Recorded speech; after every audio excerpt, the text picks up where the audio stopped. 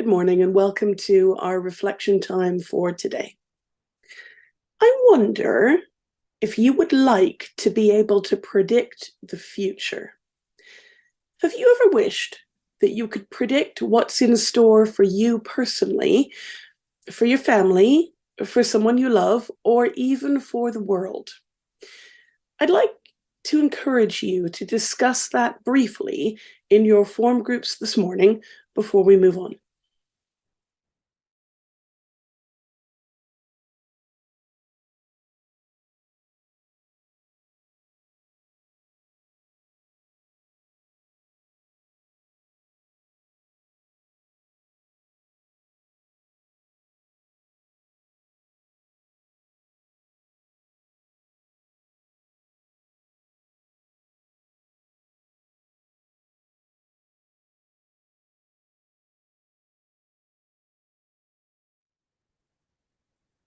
Okay, our gospel reading for this week comes from Matthew chapter 24, verses 37 to 44.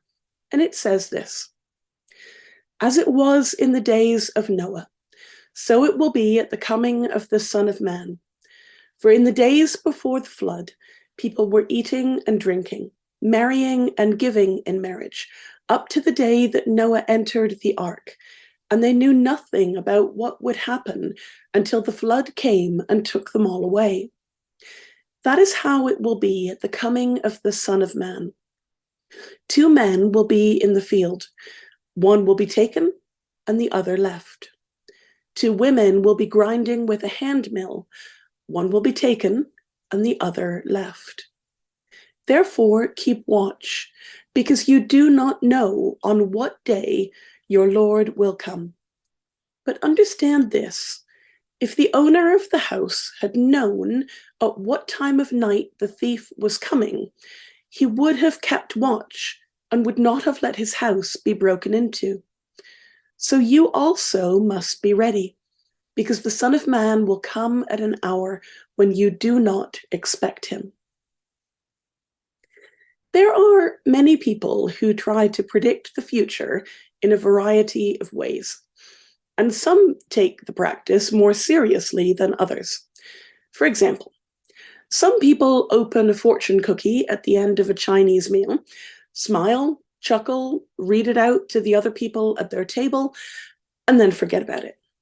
While there are others who tape these fortunes to their desks or pin them on their fridges and genuinely hope that those words will come true. Some people visit fortune tellers in an effort to find out what will happen to them and are either excited by the possibilities or terrified by the predictions they hear. Some people would argue that if we knew what the future held, we could actively work towards helping the positive parts to come true and find ways to avoid the negative.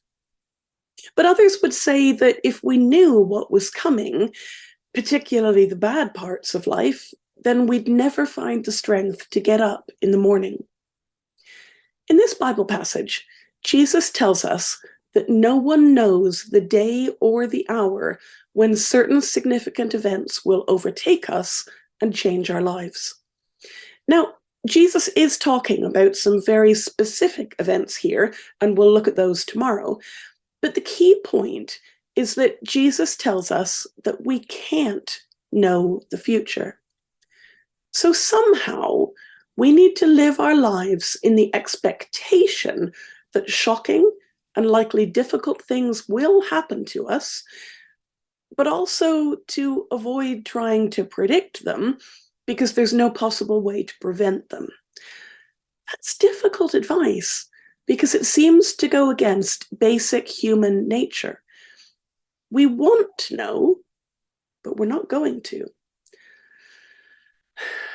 So how do you deal with uncertainty?